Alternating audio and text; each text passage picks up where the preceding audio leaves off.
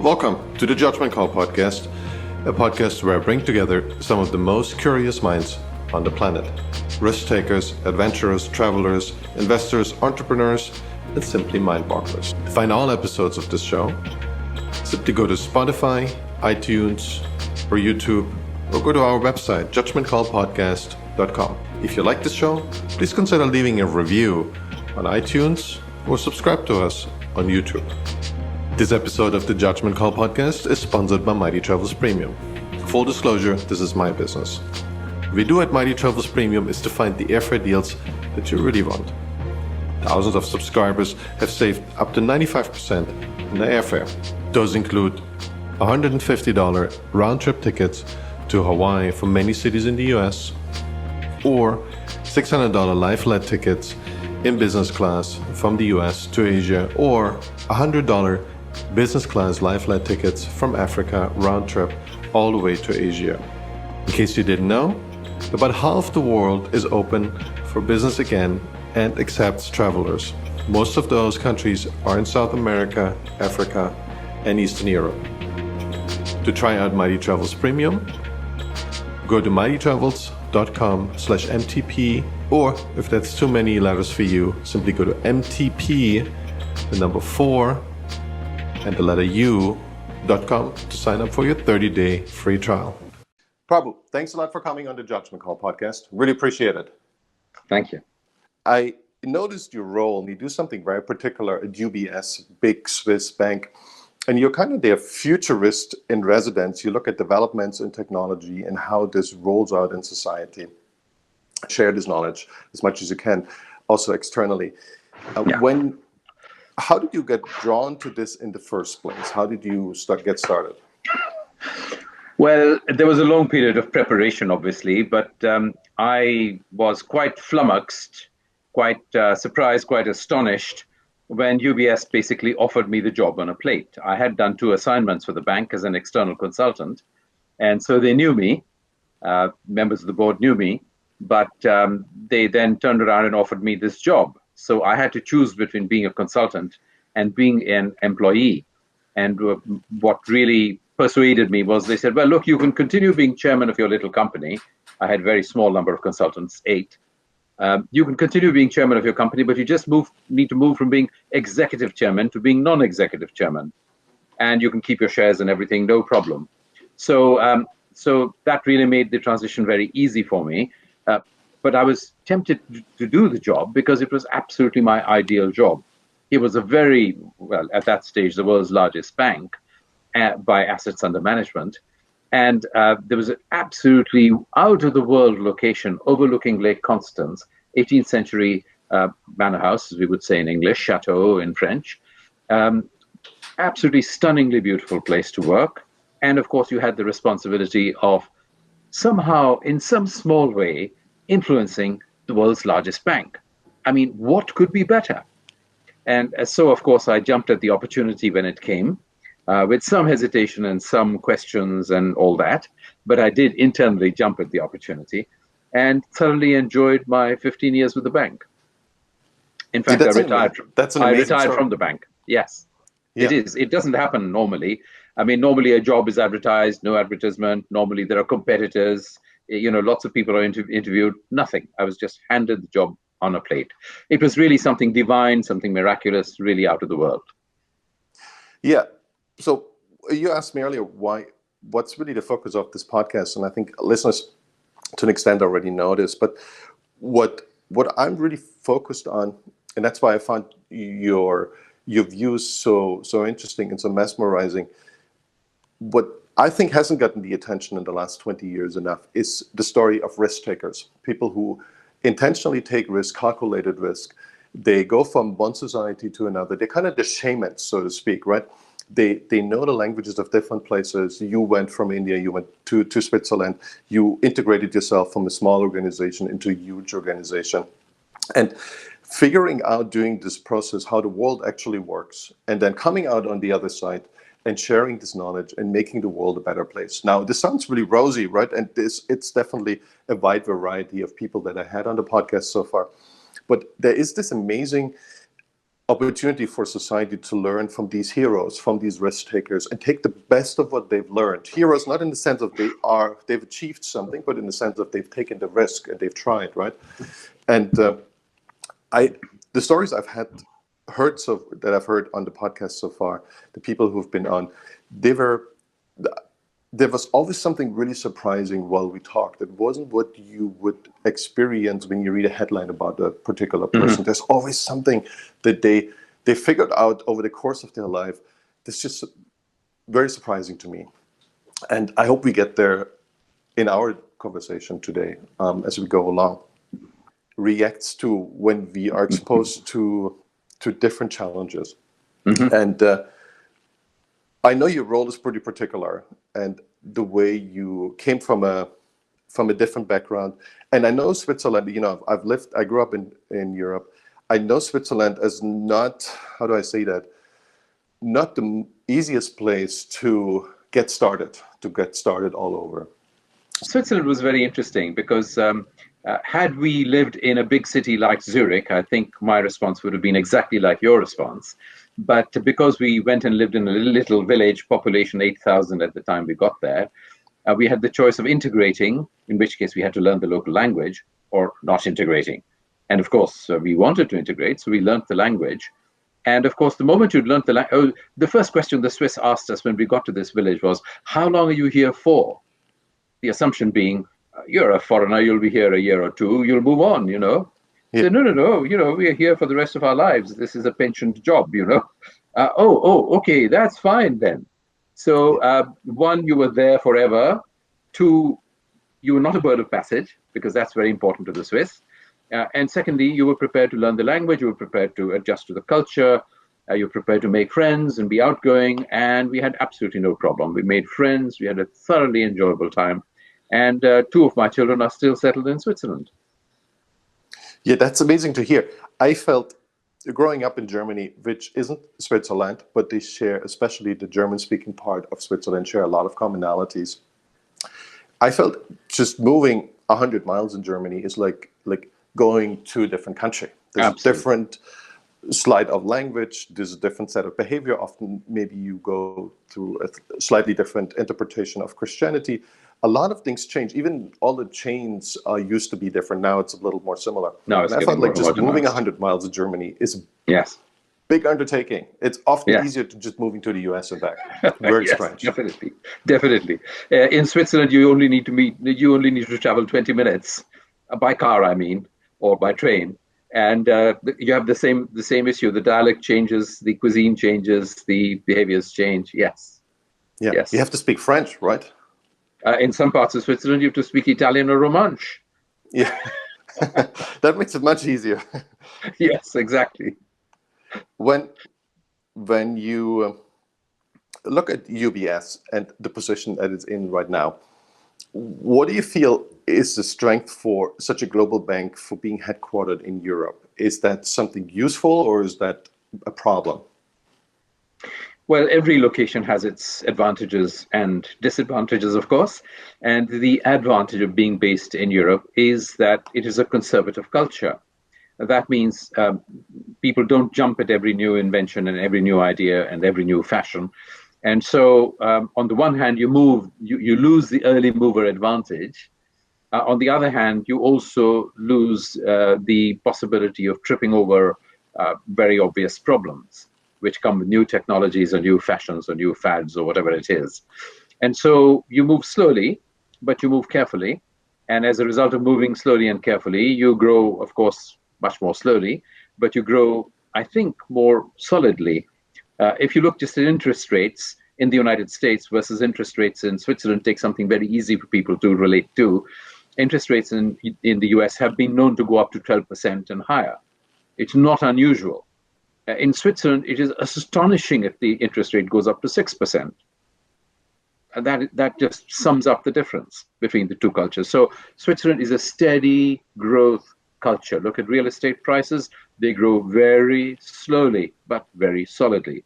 US real estate prices, whoa, wow, the world's wonderful, crash, So that's the difference between the two cultures. Huge opportunities, great openness, great risks. in America. And what protects you, of course, is the possibility of making a complete disaster of your business and starting again. Very difficult in Europe. Once you've made a disaster, you can recover nowadays, but it is difficult. Yeah, that's the question I always get when I tell people I've been an entrepreneur in Europe, then in Asia, and then over here. And they obviously ask me, so what are you running from? What is the big bankruptcy? Whose money? The people who come after you are you running from? And I'm like, no, that wasn't really the case. But easily it could be. It would be very understandable. Yes. And Europe is still, and I know the case from Germany, it's still a backwater in terms of venture capital, and I think it wants to stay that way. It's a cultural decision. It has no intention of being then early adopter on any stage of that, financial as well as like the population-wise, technology-wise. They'd rather be a late adopter, and they're good with that.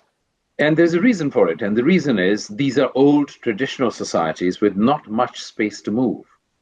And the costs of making a wrong decision are so high in social terms in places like Germany and Switzerland, unlike the United States, where if you make a disaster, well, you can make a disaster as an individual or as a political system, and you can recover from it because everybody's used to bearing the costs of it. And because everybody's used to bearing the costs of it and getting up, dusting themselves down, getting up and going on again, you can tolerate that kind of risk-taking and disasters in the United States, which you cannot in more traditional, more staid and more stable societies like Europe. I mean, just to give you a very simple example, in this little village of Weinfelden, the 8,000 population when we got there, hardly anybody had lived for any length of time outside Weinfelden. So they would go off to the States, 2 years, 3 years, 5 years, go off to Australia, 2 years, 3 years, 5 years, come back, marry locally, breed locally, as it were, and 3 generations would be living within walking distance of each other. It was unthinkable for them to travel more than 20 minutes to work. Why? Well, life is too valuable to waste on travel. So you can see the attitudes are completely different.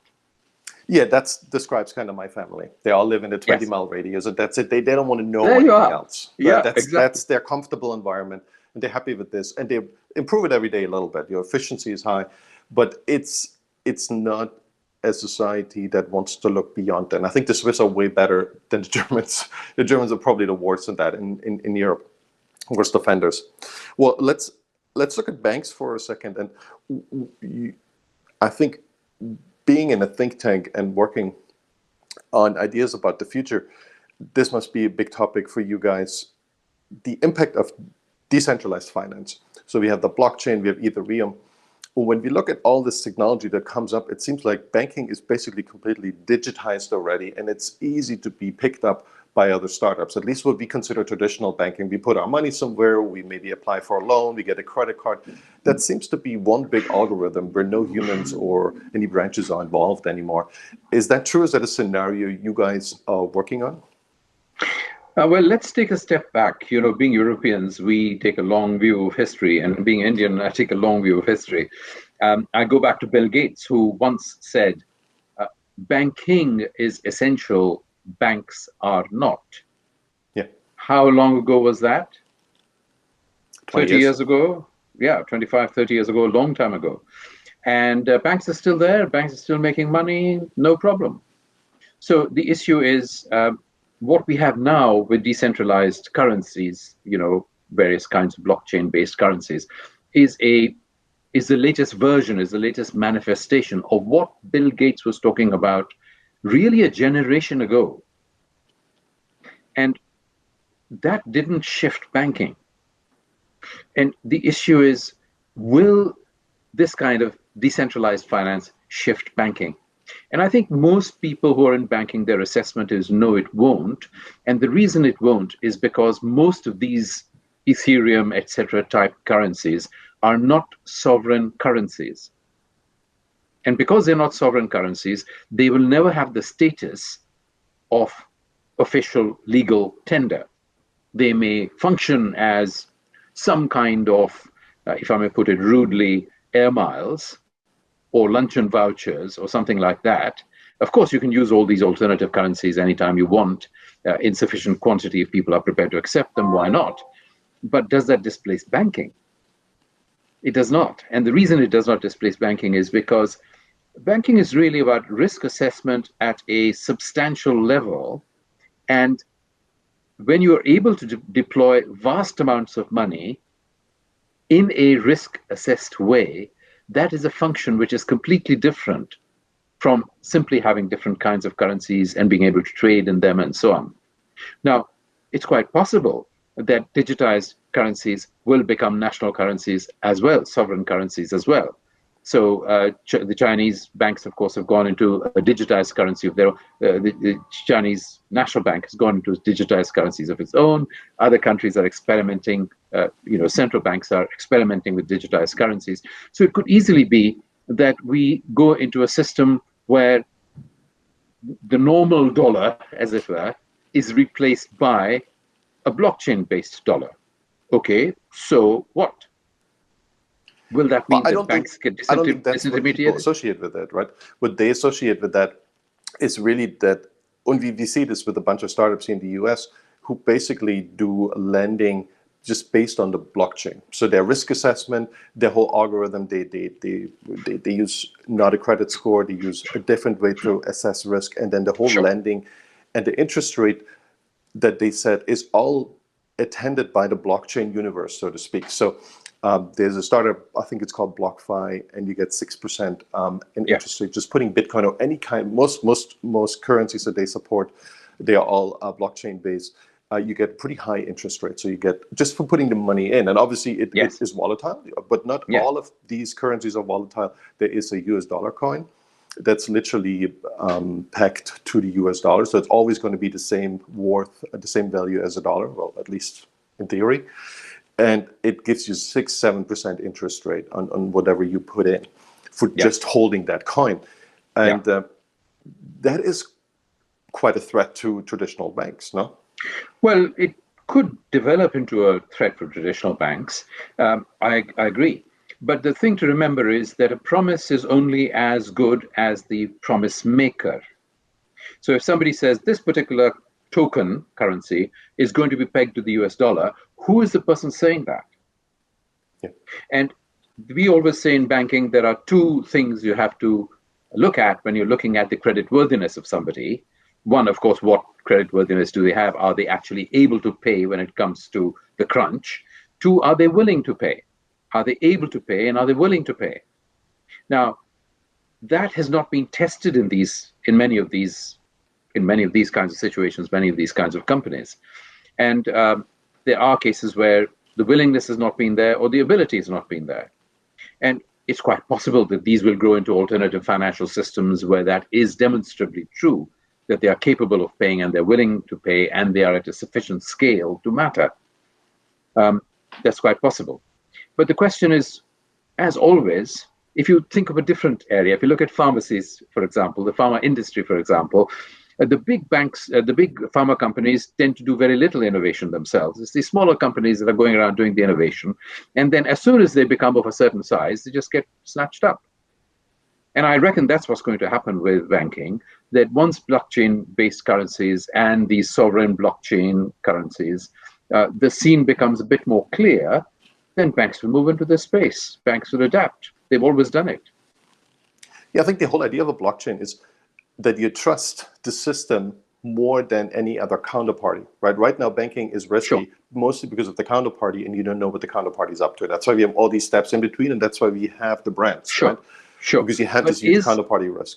Yeah, but with the blockchain, the idea is you don't need that anymore because the algorithm is kind of the counterparty. Well, this is, shaky at some point in the system, but that's at least the idea.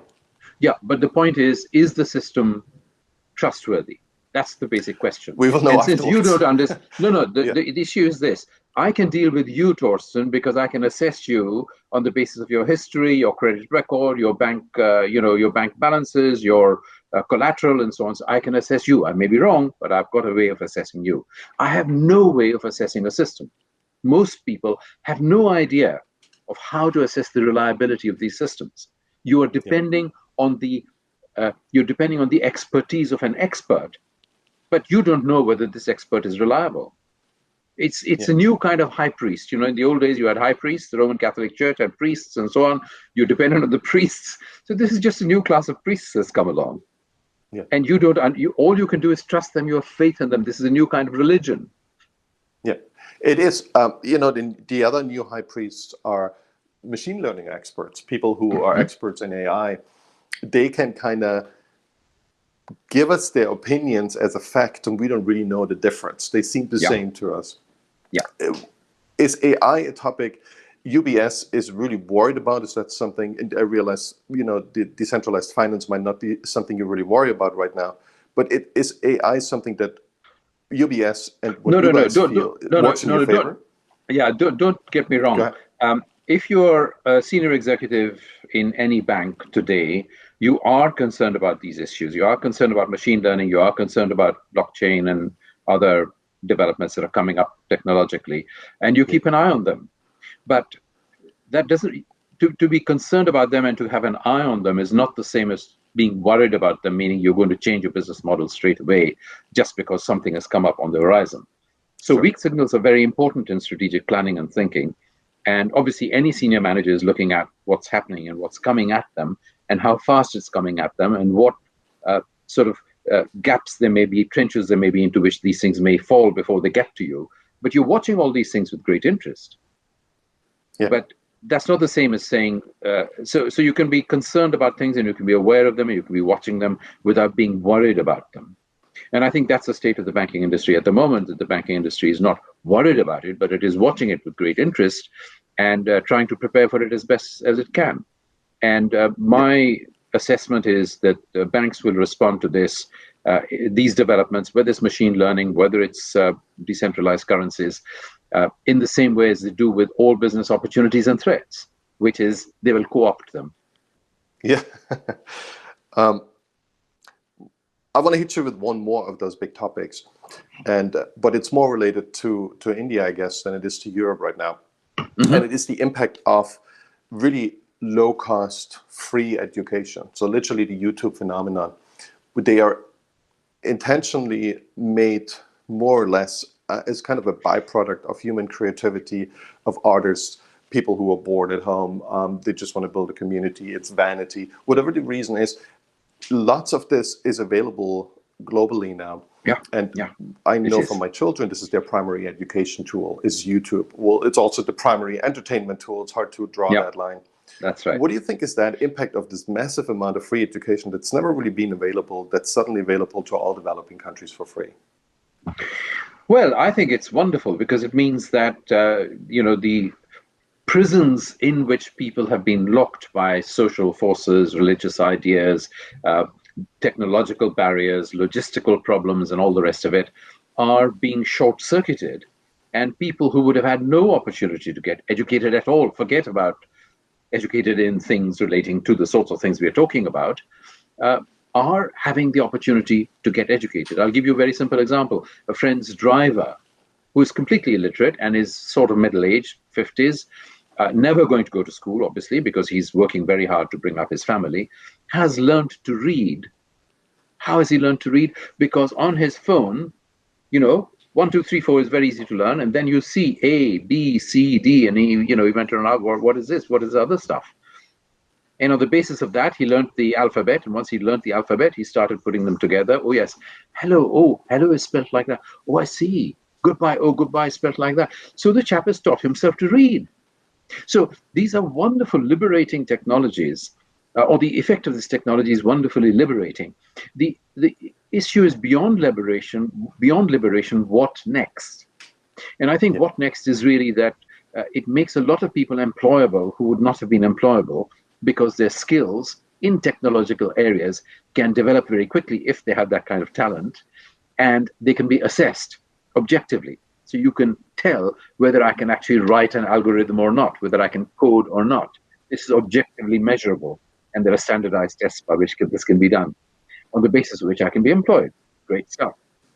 The problem is, looking at it long term, whether we are simply raising a new generation of slaves, because this kind of education is very narrow. This kind of training, I should say, it's not really education, is very narrow. And people can get completely sold on it and have their lives completely devoted to it and never look beyond it.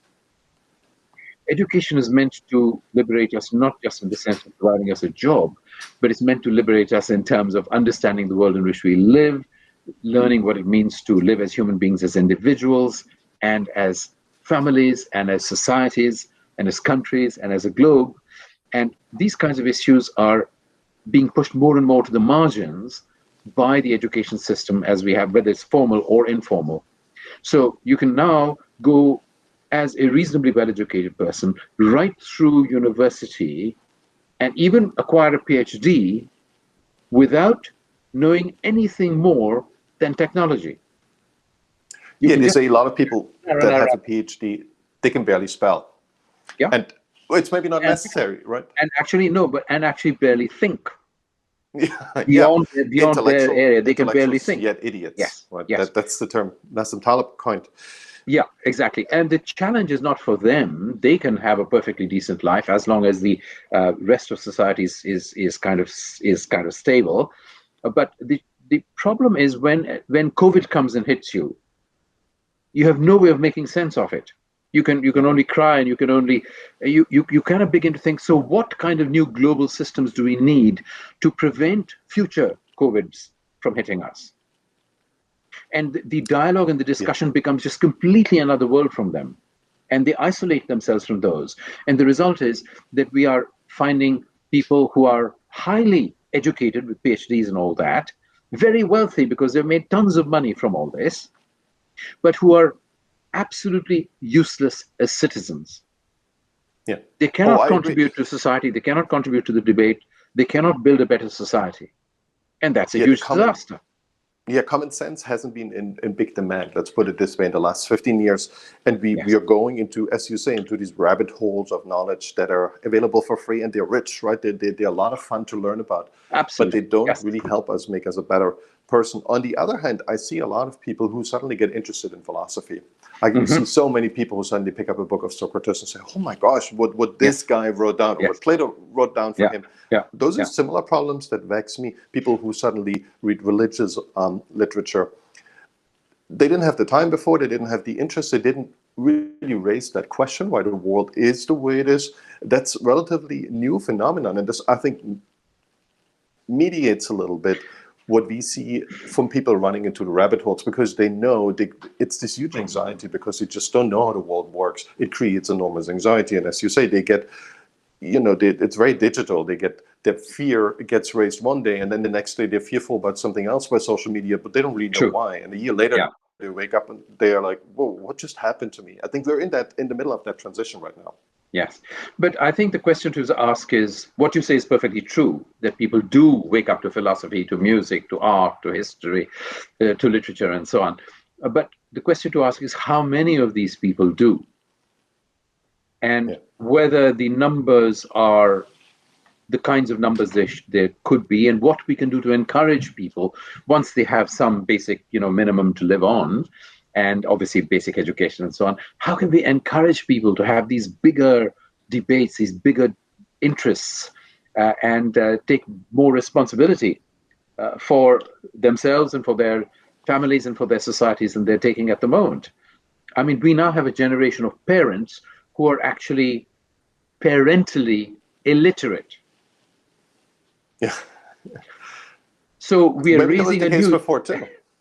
Right. We've always had that problem, but now for the first time we are having that problem with people in the middle class who were traditionally the bedrock of society. So we had rich people who were irresponsible, and we were poor people who were too poor to be responsible. But the middle class was the bourgeoisie, was the respectable bit of society which actually glued and held society together. Now, for the first time, we have an irresponsible middle class and an parentally illiterate middle class. So we are running into new social problems as a result of it. It's a very interesting way to look at this. I feel what we need to do, and that's kind of an intermediary, is give people free time. And with that free time, our hope can only be they use it to educate themselves. They probably won't initially, right? They will go to drugs, they will go to entertainment, but at least it gives them the option. That's all you can do. If it is, you can't oppress people with philosophy. I mean, you can, but then it becomes an oppression. It's not something. Yes, yes. Friedrich Hayek would turn in his grave because he knows that your optimal you, from his point of view, you reach with enough freedom and freedom from coercion. Yes, I want to go absolutely. back to India, if that's okay, for a little bit. Sure. India is a country that eternally seems to be having a ton of potential, and we all were very excited about India, and I think we're still very excited. India, since the 90s, when it opened up more market-driven reforms, we had the big outsourcing boom. We have a lot of knowledge that's being generated. There's a lot of smart people in India.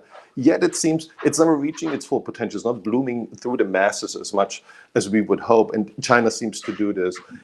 Is that something that will change very soon? I hope so, but there are not many signs of it right now. In fact, the signs are rather to the contrary right now. But one should always be hopeful, so I'm hopeful. The reason why India is being a nation of potential is because of all the resources that are there. So it doesn't matter whether you're looking at material resources, social resources, intellectual resources. India is a huge country, and it's got all of them. It doesn't matter whether you're looking at rare earths. It doesn't matter if you're looking at gold or platinum or iron or steel or coal or what natural resource you're looking at. We've got it. And it also has social resources because we have a society that is very personally oriented and relationally oriented, or at least it has been till recently, and it still has that to a certain extent, but not as much as it was earlier. But socially, we are a very rich country, and people who go there are so struck by the depth and richness of family relationships and friendships and so on, large families and, all that sort of thing. And intellectual resources, I mean, there's no doubt that, Indians are not more stupid than most other, most other nations, most other nations and most other nationals. So what is the reason why India doesn't break through? Well, there are two main reasons. One is corruption. And corruption is, of course, related to the kind of culture we have, which has historically had this problem. And the second is that the elite which has developed has not accepted the responsibility of reforming society strongly enough. There was a group of people who took this responsibility from about the 1880s, 1890s onwards, till independence. And then very soon after independence, the elite stopped taking the responsibility to reform our culture and to reform our society. And that's been really the basic problem in the country. Everything else is an expression of these two problems: the corruption of the country and the lack of responsibility being accepted by the elite. What kind of responsibility would the elite need to accept? Well, they would need to accept things like really making sure that the caste system disappeared from the country. Why? Because the caste system guarantees that intellectual work is done by the top caste, and therefore once you get educated, let's say to a PhD level or a master's level, you aspire to become like the top caste. And the top caste doesn't do any work. The top caste only thinks and does the religious rituals. The second caste has the power. So this is the military and ruler caste. Their job is to rule the country and administer the country. They're the administrators, but they don't do any work beyond that. They don't do any productive work. The third caste is my caste, the business caste, but we are not really businessmen in the sense of entrepreneurial wealth generators. We are traders, and traders are important, and traders do add value, there's no doubt about that, but they're not what we are talking about in an entrepreneurial society. They, meaning my caste, don't do any work either. So in traditional Indian society, the work was done by the more than 50% of the population that were described by the word Shudra. Shudra means down there. Yeah. So if you're a productive kind of person, you actually belong down there. It's the non-productive people who belonged up here. And the trouble was, you could not change that situation by merit, because you were born into your caste and you were stuck with your caste for the rest of your life. Yeah. And if you were Ati Shudra, that means really, really downtrodden, the Dalits, the untouchables, then of course there was no chance for you at all. It didn't matter how clever you were, how hardworking you were, what your character was, totally irrelevant. So by this means, traditional society disabled, socially disabled 85% of the population. So whatever progress we've made in India since independence has been on the strength of the, let's say, 15% of the country.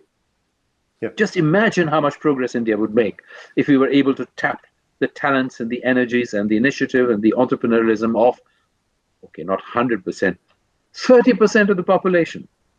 It would double the speed at which the country is going. But that requires much deeper reform of the system.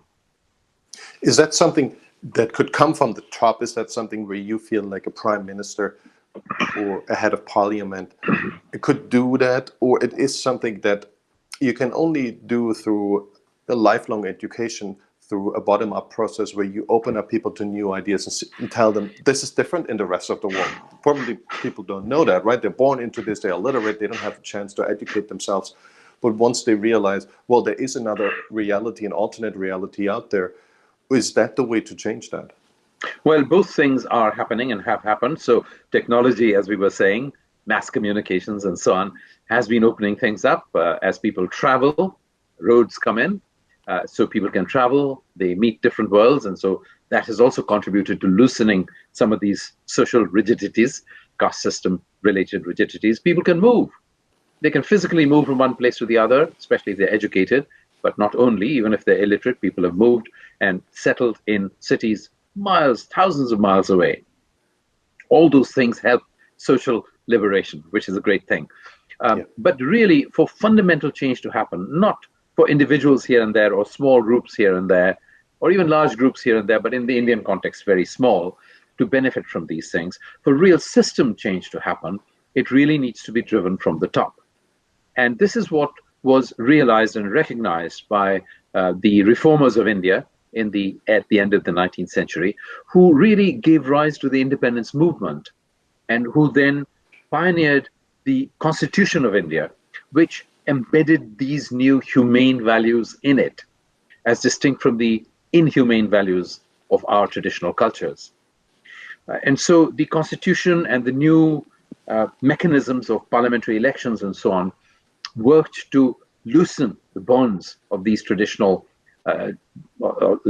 bonds in our society. But over the last few years, the process has stopped and even been reversed because there is no political commitment to continuing that process. In fact, there's a political commitment to reversing that process and going in a completely different direction. So we are at a very interesting stage in Indian history in terms of the cultural direction of the country. When you look into the role of religion, and when you see this reflected in India and in discrepancy also to Pakistan, right? A country that's mostly driven, the biggest part of the population is Muslim, which seems to do better, my assumption, with the caste system. It seems to be something they had an easier time to remedy. Do you think Hinduism is related to this, or it's just an accident? No, I mean, the culture is the culture. We have a Hindu culture, and as we have a Hindu culture, caste is inevitably and inescapably a part of it. So if you believe in reincarnation, most Hindus believe in reincarnation. And then, of course, the question is, when you come back next time, what do you come back as? Well, you can, of course, come back as a worm or something like that, or an elephant or something. But you can also come back as a Dalit, as an untouchable. So your status in life is tied to the concept of your past deeds and misdeeds.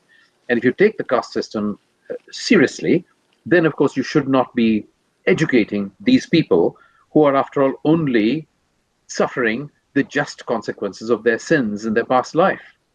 Yeah. And so you shouldn't be building hospitals, you shouldn't be building schools, you should not be building roads to their colonies, the areas where they live. You should just leave them to rot, because this is divine justice being meted out on them. And this may seem a strange sort of statement to make, but that is actually the attitude that a lot of people have had and sadly still have. I mean, I was teaching at the top college in the country, and this is not, biased on my part. This is actually the case by all the surveys and everything. And one of my colleagues shouted at me in public because I had restarted the social service league in the college. The college had a social service league, a small one, and it had kind of gone defunct, and I had restarted it. And he shouted at me in public that this was not the morally acceptable thing to do, to have a social service league to help poor people. That's crazy.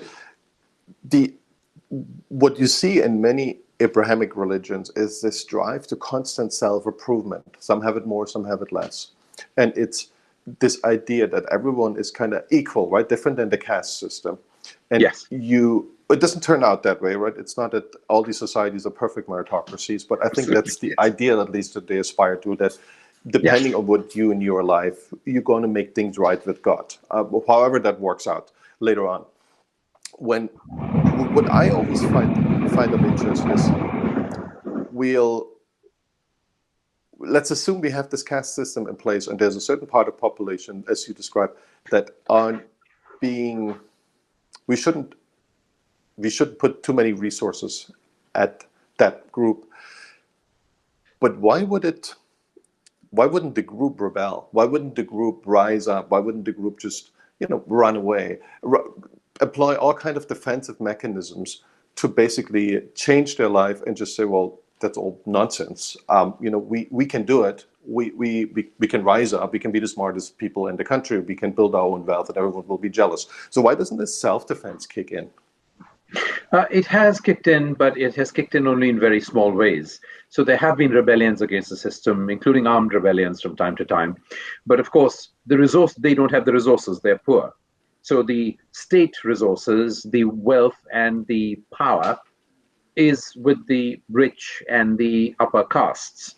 And so the lower castes, though they may be larger in number, cannot actually rise against these upper castes because of the fact that the wealth is not with them and the institutions of power, simply said, guns are not with them.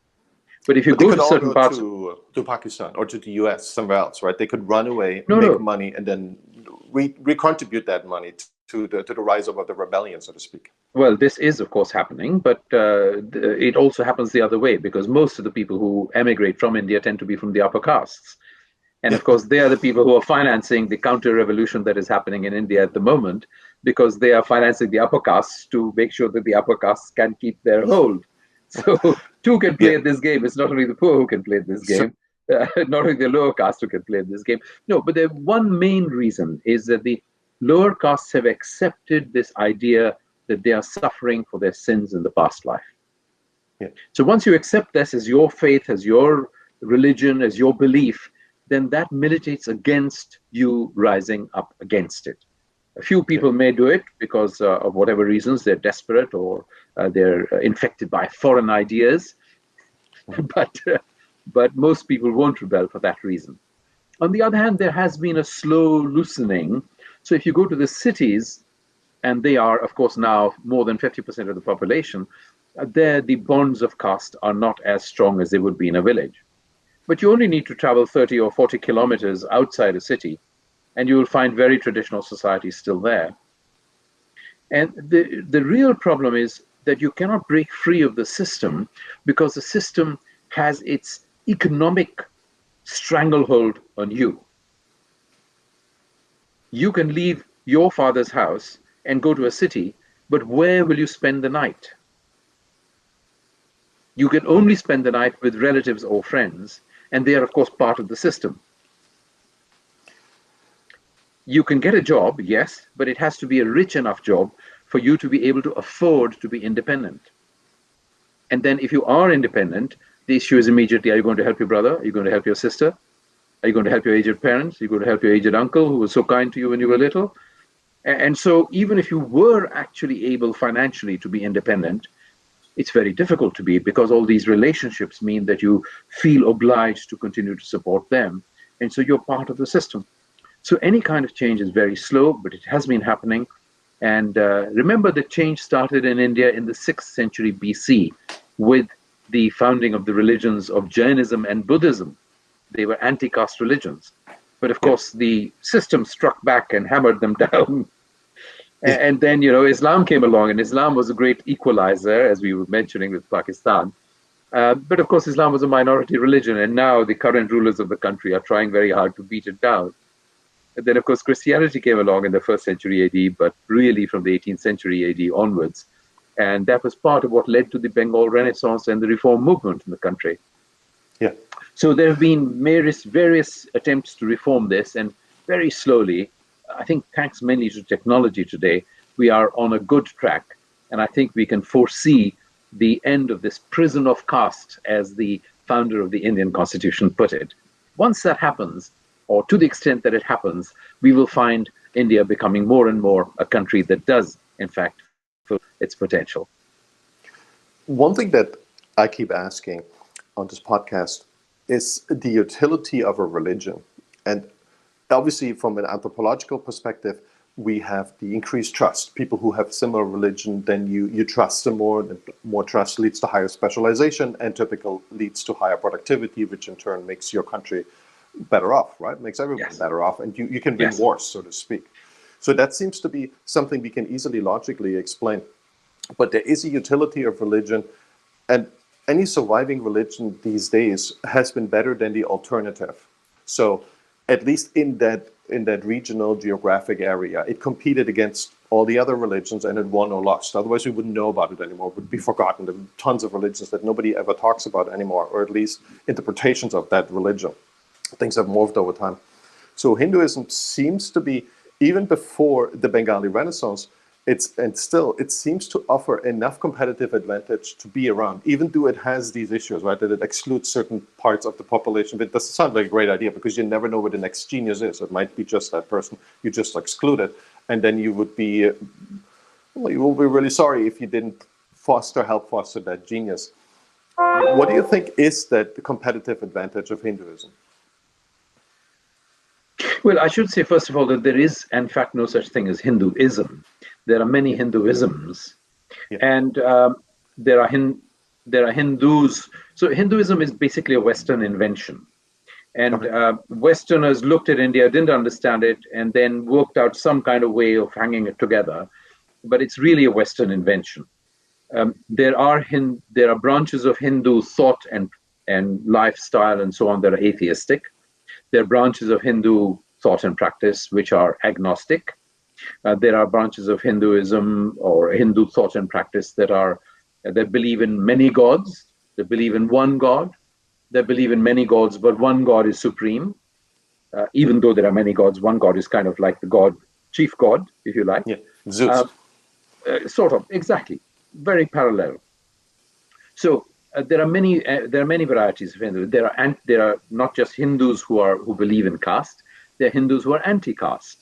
So there is no such thing as Hinduism. There are many varieties of Hinduism, and that's the first thing I think you have to recognize.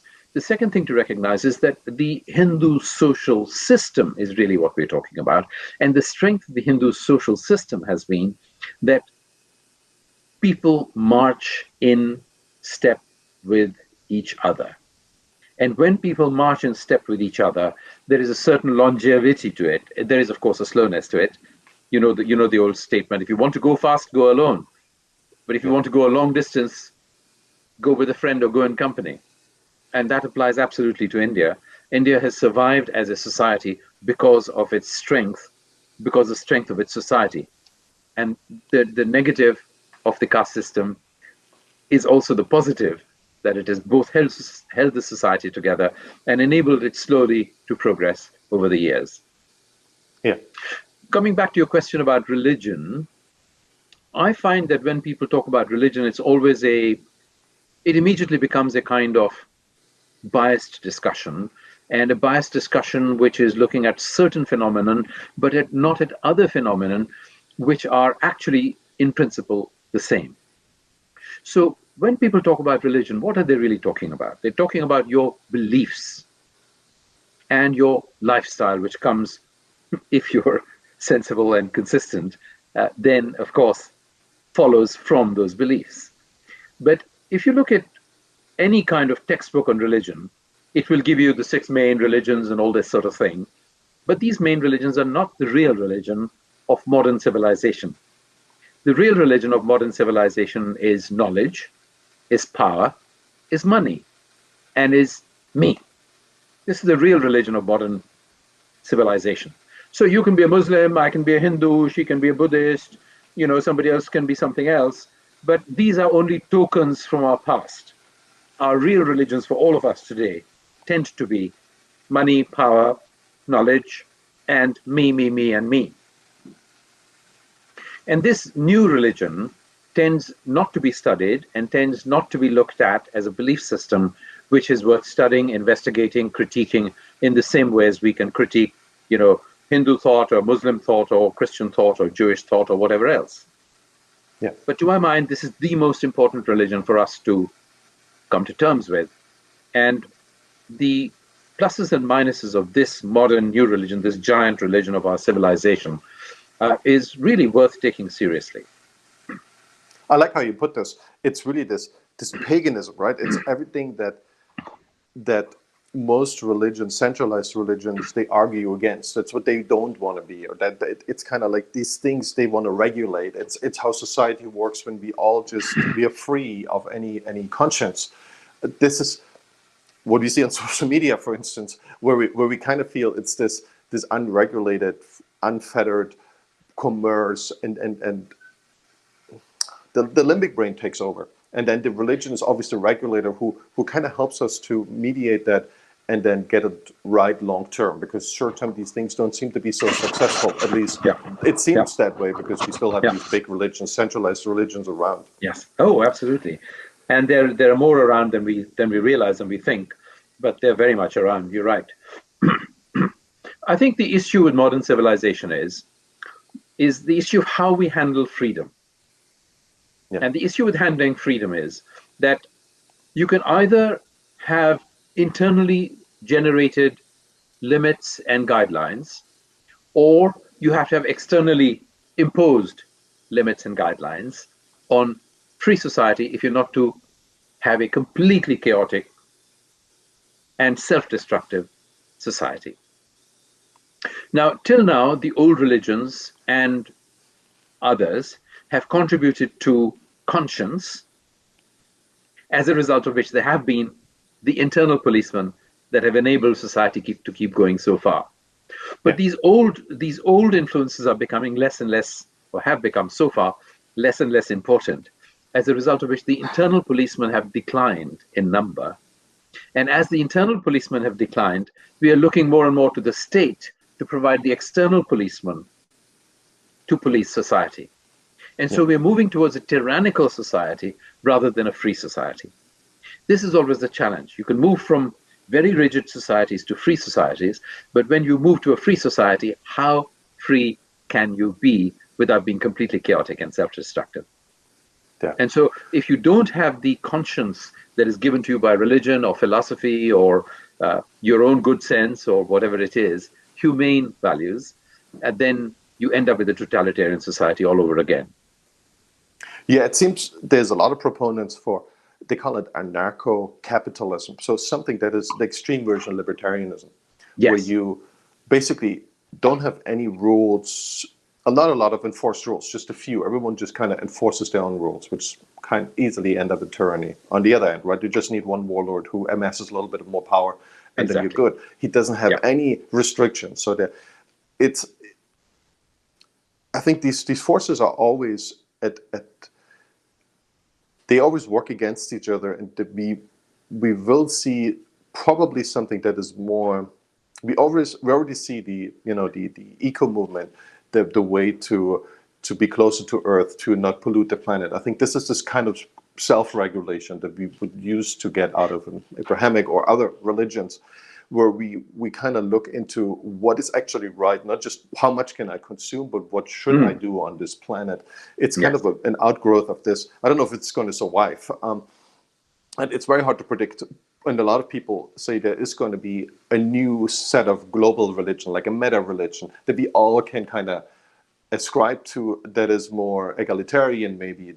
And we kind of have that already with certain ideas come out of the technology space, but we don't have anything that converts people like wildfire. When we go back to the early days of Christianity or Islam, they basically took over the world in 10, 20 years, very short time frame, where they converted everyone who's ever seen this thing, because it was so interesting, it was so appealing. I don't think we have that right now, but I feel like there is something coming that could sell that well. I think the issue is you're right. When the teachings of Jesus first appeared, they just swept through not the elite, but everybody else. Islam, the same. And the reason for that was, of course, the society was in a terrible situation and people looking for answers. At the moment in our society, there are still enough people not looking for answers, perfectly comfortable as they are. Thank you very much. Don't disturb me. Don't challenge me. Don't challenge my thinking. I have got a good lifestyle. Let me just enjoy it. That's because you're in Switzerland, Prabhu. And no, I'm not actually. I'm at the moment in England, which is not an ideal society. Switzerland may be much more ideal, but no. But it's not just here. I mean, most people who have the power to change things tend to be the middle class, and the middle class, for the first time in history, is a middle class that I tried to begin describing earlier, which is very selfish, very self-oriented, comfort-oriented, and not really taking responsibility for the situation that the world is in and the disasters towards which we are headed if we don't take things seriously, ecologically and socially, as we've discussed, in terms of potential tyrannies coming upon us and all that. So the opportunity is there to create a wonderful new society because technology offers us almost unlimited potential. Yeah. But the challenge is we are not harnessing it adequately. Technology is never neutral. Technology is always an amplifier. People forget that. The technology is an amplifier. So in an unequal society, if you introduce technology, it's going to increase the inequalities. But if you introduce it in that society and the people who benefit from it then use it to reduce inequalities, that is absolutely magic. That's what we want. Yeah.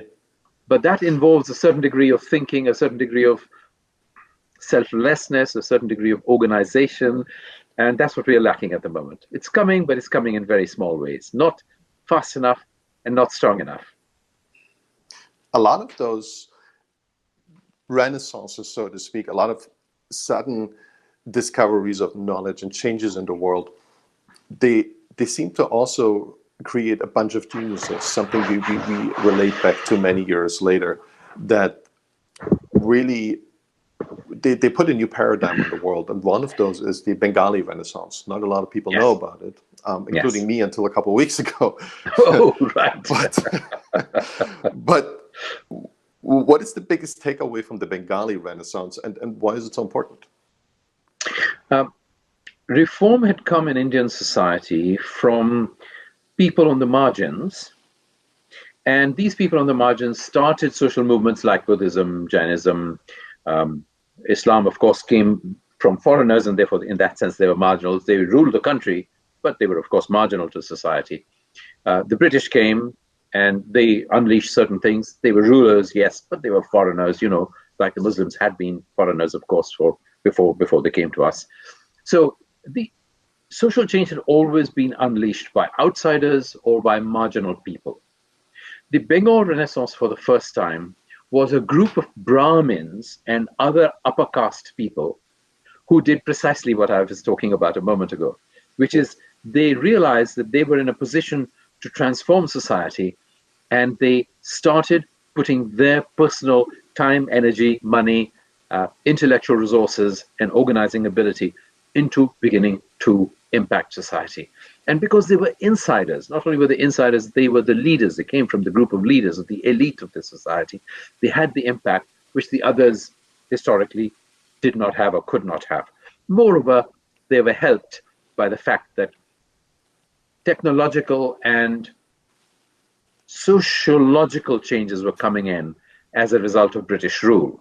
So for the first time, traditional society was being broken up by large-scale migration into cities. The thing you must understand about Indian villages is people from different castes actually live in different parts of the village. So it's a kind of informal zoning system. You don't go outside your caste area except for good reasons. And you have your own water supply, you have your own temple, you're really self-contained ghettos in a village. But once you had the opportunity of moving to a city, nobody knew you. Nobody knew your caste. Nobody knew who was sitting next to you in modern society in a bus or a train. Nobody knew who your neighbor was. You don't know the antecedents of this guy, where he really comes from. He can lie. He can say, I come from village X, whereas actually he comes from village Y. He can say, I'm caste A. whereas actually it's caste C or D or E.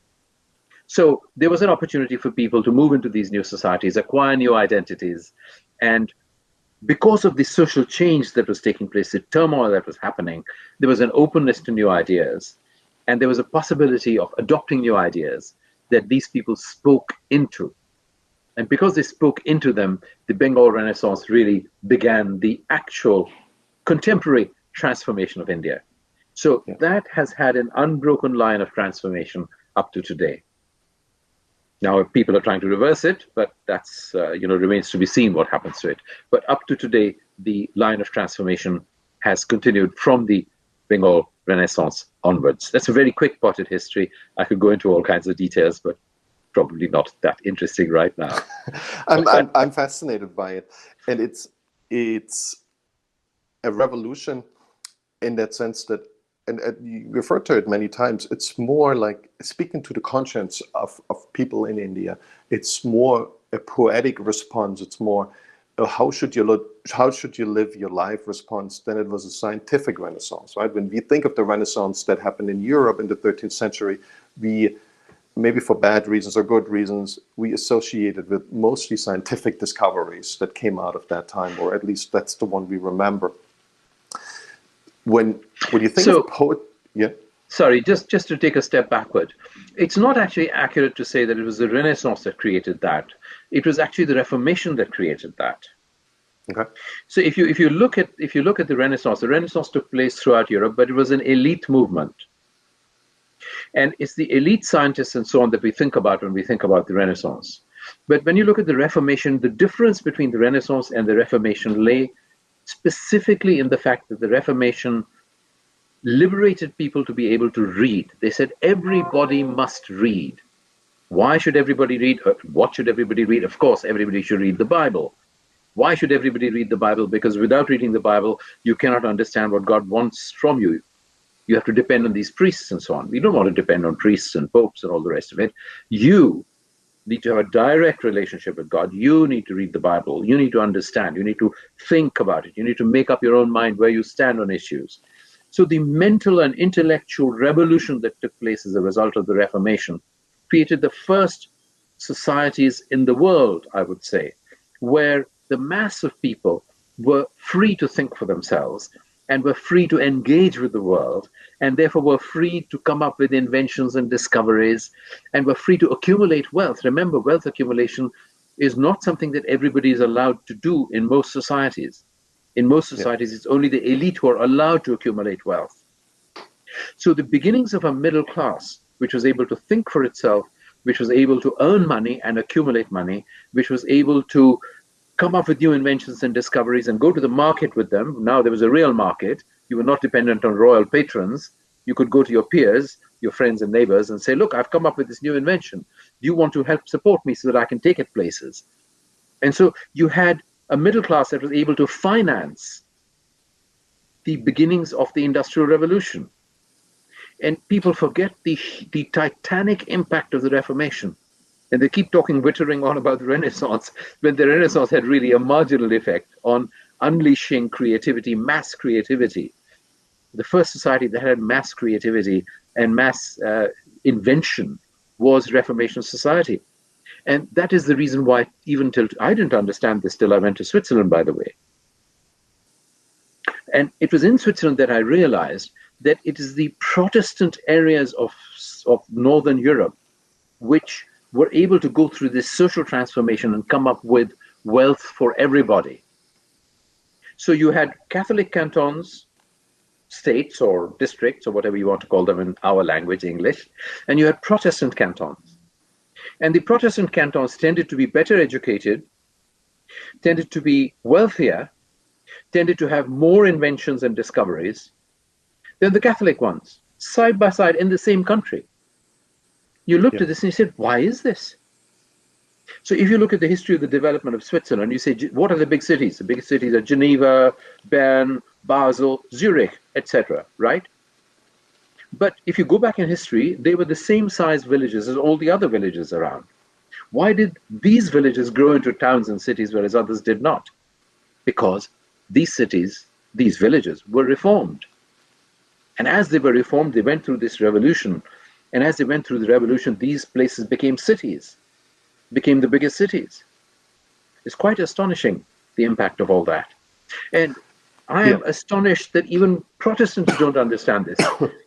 I, as a Hindu, have to educate Protestants in their own history and their own heritage.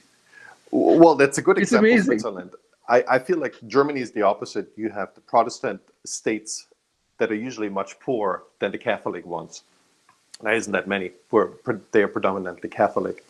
But I guess they were shocked into what happened with the printing press, what can be done with the printing press and how to react to it. And in that sense, you're absolutely right. The Reformation obviously took more advantage of this innovation. And the Catholic Church, who probably would have been happy if it would have never been invented. They wouldn't have changed a thing, right? But they changed also, but more reluctant than that branch that went off into the Reformation. Yes, but if you look at the Catholic countries, their real Reformation happened very much hundreds of years later.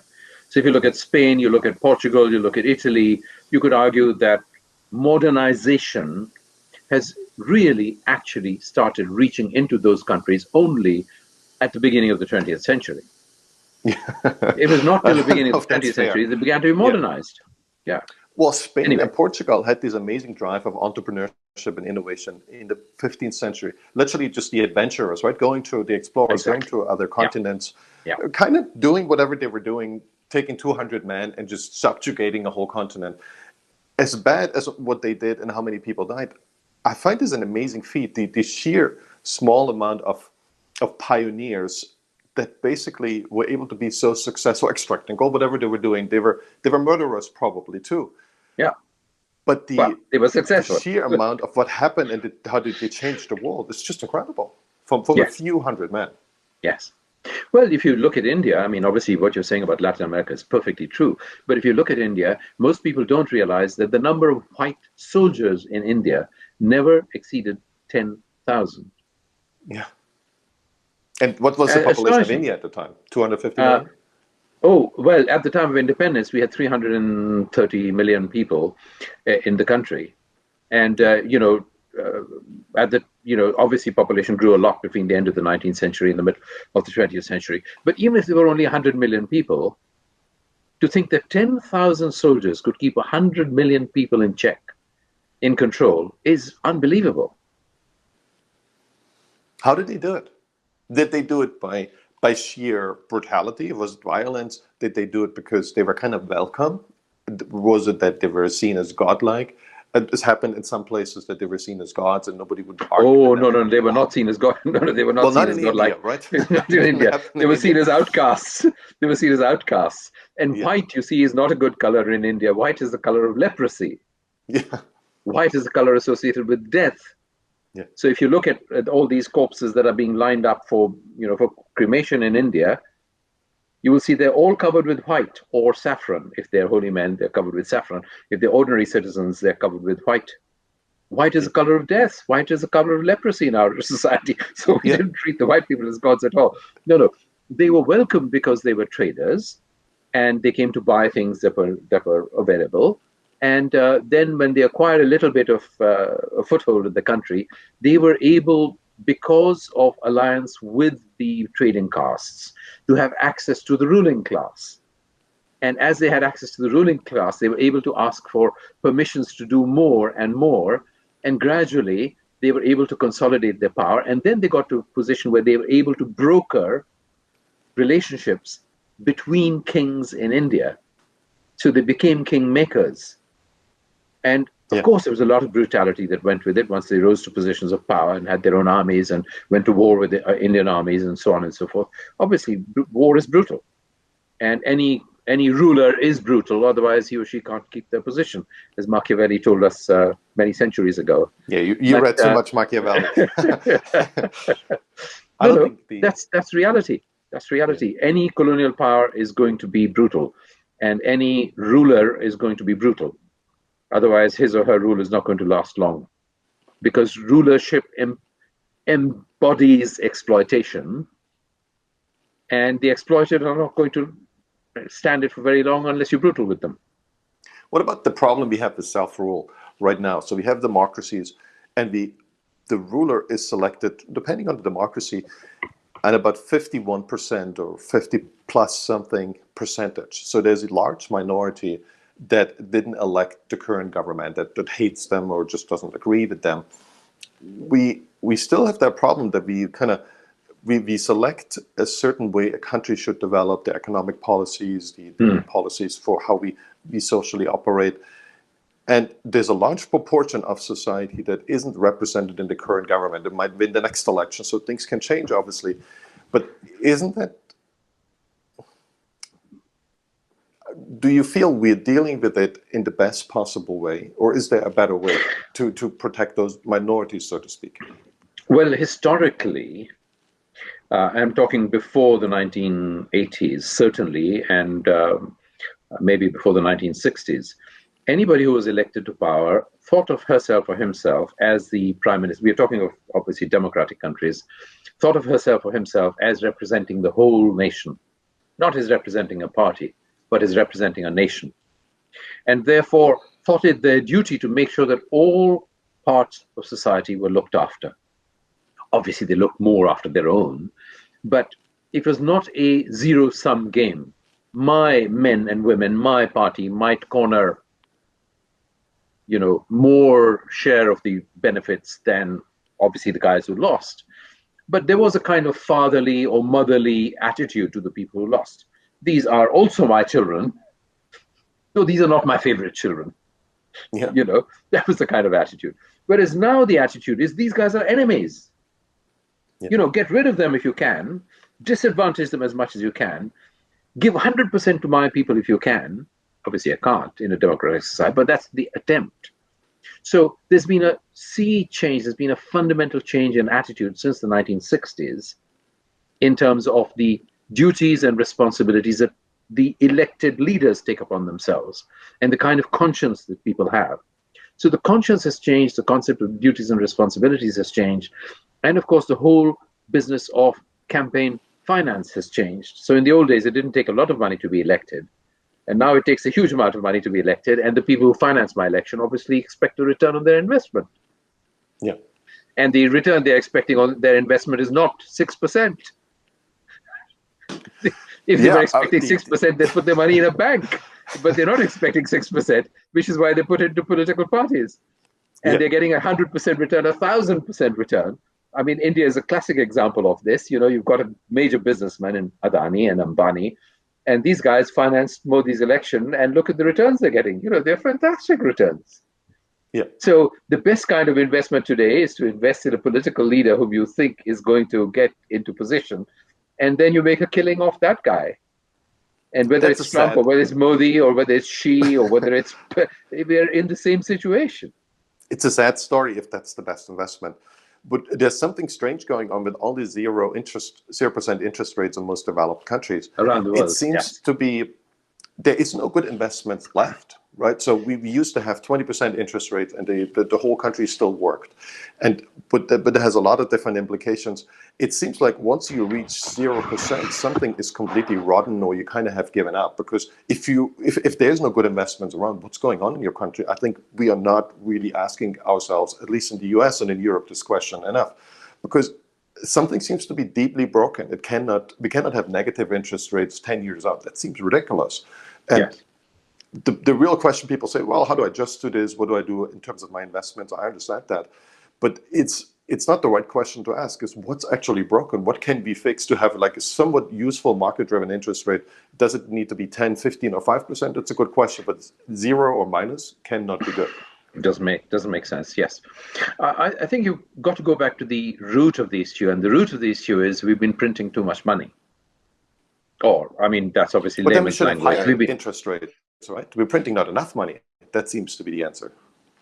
Because why would you give someone your money to get 0.111% interest rates if you expect inflation? You wouldn't. That's the consequence, but the reason why money was printed, or the money was made available through the national systems that we have, is because between politicians and central bankers, there was only one way to avoid disaster, and that was to print more money.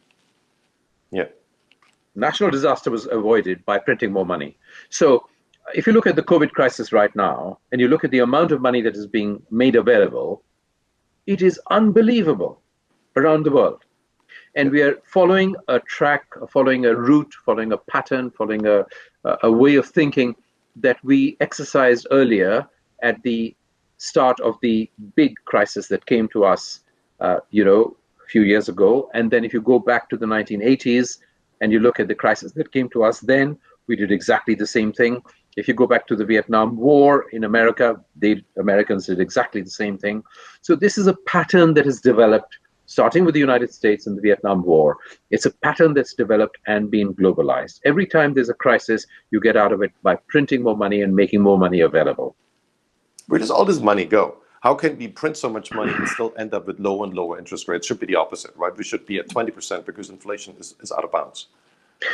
Inflation is not happening because, of course, there is very little demand in comparison to supply.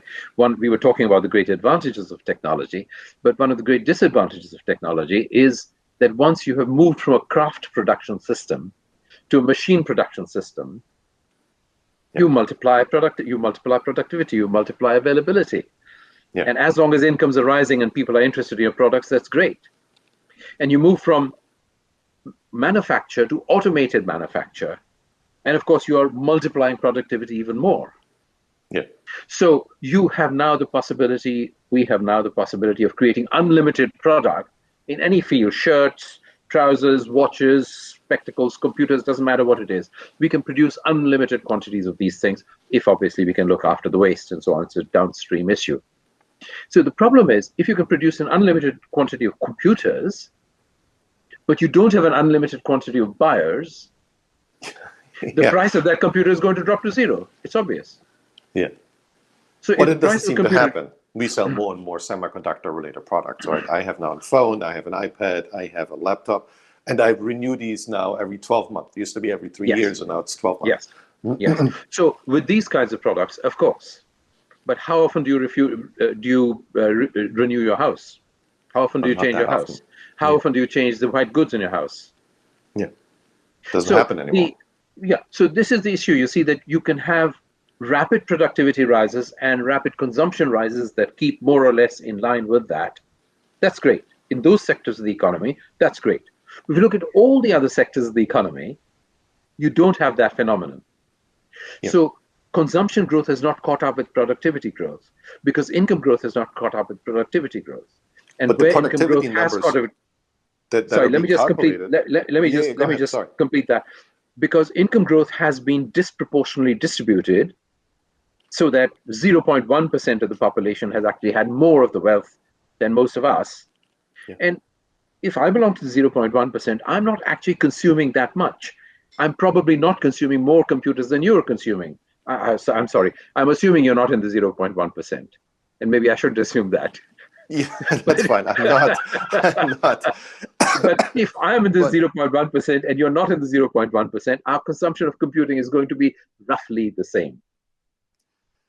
So my increased consumption capacity doesn't match actual consumption.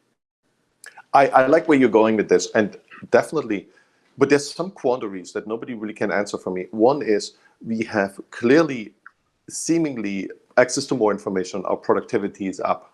I think we all can agree we feel this. But if you read productivity numbers that we actually get, it's not. So the obvious solution is, well, we don't consume as much. So we consume more information, but that obviously doesn't go into the productivity numbers. Yes. But it still boggles my mind where all this money goes. So the US printed now 30% of all dollars ever printed. I think were printed in the last 12 months. And there seems to be a big black hole and it all disappears. It's the singularity, not the technology is coming, but the singularity of money destroying is going on somewhere. I don't know where it's going. And I know Switzerland is now buying Netflix and Google shares just to have an asset they feel correlates with where the world is going, and they can keep the Swiss currency aligned with the euro, and it's not hardening too much. This is really odd to me. I mean, I can't wrap my mind around it. A lot of people say, well, I had Jim Rogers on, and he's basically saying, well, the next crash is coming. There's always another crash. And he said, well, this is the biggest crash ever. Probably also true because we never printed that much money. But still, given from all we know from economic theory, this what we see right now should never happen. Just let me take you back a moment. When you say inflation is not happening, what we're talking about is inflation is not happening in consumer goods. There's huge inflation happening is outside. Yeah, asset price inflation is happening. Yeah. And I would argue that even there's inflation happening in company stock values, Sure. which is disproportionate and not justified by the actual earnings potential of these companies. In some cases, obviously, yes, but in many cases, no. Yeah. So inflation is happening, but it's happening outside consumer areas because demand for those assets and goods and services continues to increase, and therefore you can keep those prices up. But consumption doesn't grow. Consumption is a direct function of income plus population, right? And since that is not going up, then consumption demand is not going up, and therefore consumption inflation is not going up. Yeah, I mean, asset price bubbles are going on. I feel like they have been going on for a long time, but we see this massive amount of money that's coming in. We should see the assets going up even more, but they've been more or less still bubbling away the same way they've been doing over the last 20 years. So definitely this is where money goes.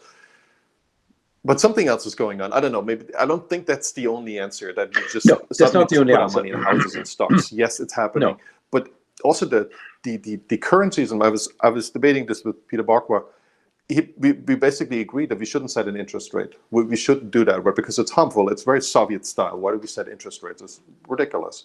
But if everyone else, and especially countries in Europe, they set their interest rate artificially too low, we're in trouble. The dollar is in trouble, and the whole economy is in trouble. So we all went into these artificially low interest rates set by central banks, and then became the self-fulfilling belief, which should lead to hyperinflation. For some reason it doesn't, and gold and silver go down. I find it mesmerizing. I think we have to go back to the fundamental issue, and the fundamental issue is fiat currencies. Yeah. As long as you've got fiat currencies, you're going to have these kinds of problems and challenges. And there is something to be said going on to non-fiat currencies, where the value of a currency is related to its GDP on a rolling basis. Let's say if you adopted 1980, 1950, you can debate which is the best year to use as your base year.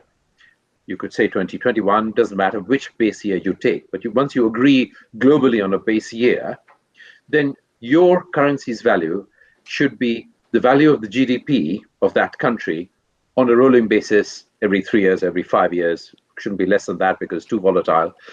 But once you adopt a system like that, you then begin to get to the root of these problems, and you begin to get at a situation which is much more manageable than the kinds of situations we have at the moment, where we are clearly stoking up huge inflationary pressures ahead, even though we don't have the inflationary pressures right now.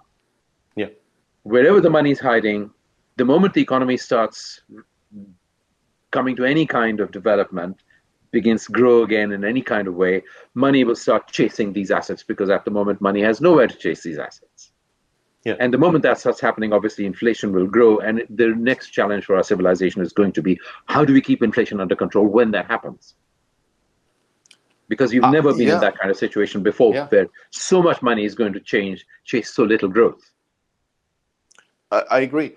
I can't believe it hasn't happened yet during the last 20 years, because we've been keep on printing money, and we can think about the asset price bubbles, but for the last 2 years, of course, it hasn't happened because of COVID. Yeah. And it hasn't happened for the previous pressure. Yeah. And for the last 10 years, it hasn't happened because of the global economic crisis that we went into. If you go back another 10 years, there was another global economic crisis in the 1990s. Yeah. So those things have helped to keep these inflationary pressures under control. Yeah. But can we expect that to continue indefinitely? No. Therefore, we should be thinking ahead of time, how do we manage the inflationary challenges when they come? And I think the way to go ahead with that is to look at alternative currencies. And these alternative currencies should be side by side with the fiat currencies. And we should be reducing fiat currencies over time. And we should be increasing our alternative currencies, which are value-based, over time, so that they can be gradually moved over from fiat currencies with all the problems that they have at the moment to soundly based currencies, because they will eliminate these kinds of problems that we have right now. So these new currencies, this could be, say, a blockchain currency that grows with the GDP. So it grows, the supply Exactly. grows 2%, 3%, Exactly. whatever the GDP grows. Exactly. Last Yes. year, we put that extra money in the system. Yeah. Yeah, that's Yeah. right. So that would be a Why very do good we way need- forward. Sorry. Why One do we thing need? that nobody ever convinced me of, and maybe you know the answer, because I think it relates to that a lot. The modern monetary theory, why can't the non-inflating currency, say like Bitcoin, at least plant, or gold or silver, they inflate a little, but it's relatively small percentage, I don't know, 0.5%, 1%. Why is that such for running a global economy? Why do we have to inflate more? Well, we don't have to, but the trouble with modern industrial society is, of course, that you're dealing with information coming to you a bit late, not very late, but a bit late, and so you're responding to the changing situation as strongly and as effectively as you can. You only have two levers. One is the supply of money, and the other is interest rate. What is the third lever you have as a central banker, as prime minister or president, whoever you are? Zilch, nothing. You have only these two rather primitive levers to influence your growth rate and to make sure that you're growing, but not growing too fast and not growing too slow. And I think the move over to more solidly based currencies helps us, because it means that the value of the currency can't be manipulated in the same way. And the effect of that will be that we will get to a healthy growth rate and a healthy inflation rate. A healthy growth rate is about 3%. Historically, if you look back, go into the mathematics of it, when societies have grown healthily, they've grown at about 3%. And therefore, the healthy inflation rate should be about 3% in order to match that. And when you get out of sync of 3% growth rate and 3% inflation rate, you get into the kinds of problems that we're getting into. Social disruption, unpredictable vulnerabilities in financial systems, and all the rest of it. And a 3% growth rate, a 3% inflation rate will also begin to address the wider issue that we've not touched upon, which is, of course, climate change and the climate-related disasters that are already upon us in some ways, and we can foresee much more strongly coming upon us, much faster than we had thought even 5 years ago. So that means we should have a lower growth rate? Yeah, we need a complete transformation in the way we are living if we want to avoid ecological disaster, but not zero growth. I mean, some people argue we need a zero growth rate. The zero growth rate would be unsustainable and not possible. You know, nature doesn't grow at 0%. Human beings don't grow at 0%. Well, 0% is not growth. So. It is not growth. So, you know, growth is natural. Yeah, growth is embedded in the nature of the universe. So we need to grow. But if something grows too quickly, we call it cancer. So well, there is an for this problem. I'm sorry? Well, we need human ingenuity. We can exactly solve our carbon emissions sooner or later. Maybe not next 10 years, maybe it will take longer. But we will have to employ human ingenuity, because that's what helped us in all the millennia, right? So we overcame crazy struggles before, and I think we will overcome this one too. It might take a bit longer, but we're not that far away, I feel, from it. But abandoning growth is not a good idea. No, it's not a good idea, and it's not possible, and it's not natural. But the issue is technological solutions are great solutions, but technological solutions have to be embedded in a wider system of understanding and a wider system of organization, so that we get the right impact of these technologies. Because the issue with technology is always who owns it. And this is what we forget. That, you know, there's Bill Gates' idea that we put so many particles in the atmosphere that we end up with a global winter. That's probably not a good idea. Not a good idea. So, but it can be done relatively easily. It's not expensive, but you never know if we might be able to grow crops again, because it might be a nuclear winter that's coming. So people are putting forward new models for global governance and new models for looking at how to harness technologies in the most effective way for the most effective purposes. Because that's the challenge with technology. How do you prevent it going berserk? How do you prevent it having the wrong impacts? And I think that problem will only be solved as more of us ask the question, why am I here? What is the purpose of my life? What is a good life anyway? And what is a good society? And what is a small contribution that I can make towards building a good society?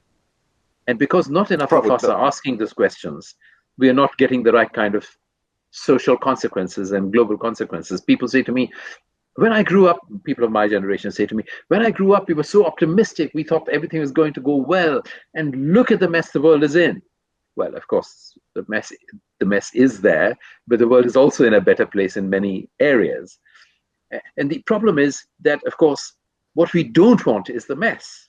We want all the advantages of technological change, modernity, and so on, but we don't want the mess from it.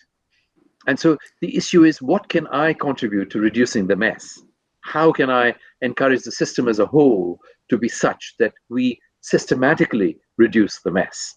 Not just by individual acts of philanthropy and kindness, which are all very good and very necessary and very essential, but how can we contribute to a global system which maintains freedoms and which nevertheless enables us to minimize the kinds of challenges that we've been talking about, both ecologically, climate change and all that, but also socially and economically. And in terms of relations between nations, I mean, one of the great problems that we have is that starting in the 50s and 60s, one of the reasons why we were optimistic was because we were overcoming challenges like the nuclear bomb. And we were getting to a place where, for the first time in history, we had 40, 50, 60, 70 years of no major wars. But now you look at the world and you think, my goodness, could we have a major war? Well, yes, we could have a major war, sadly. And so we moved from this optimism about war to a kind of, well, it may not be pessimism, but certainly caution about war. And it feels very negative. And that's a direct consequence of the kind of system that we have built.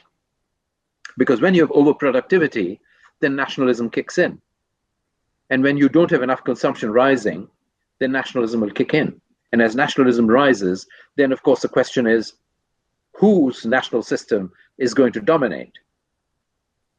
And this is the trap in which we are right now. And unless we can go beyond it and build a better system for the world as a whole, we will have clashes, sadly, and we will have disasters. So we have both the possibility of an immensely productive, very bright future given to us by technology, but the same technology also presents to us the challenge of avoiding really global disasters, whether by war or by ecological problems, by social revolutions and all the rest of it. So I think we are really, in a way, at the crux of history. And there's things that I've been talking about. So in UBS, I used to talk about them, and people thought I was either idealistic or naive. But I am idealistic and I am naive in some ways.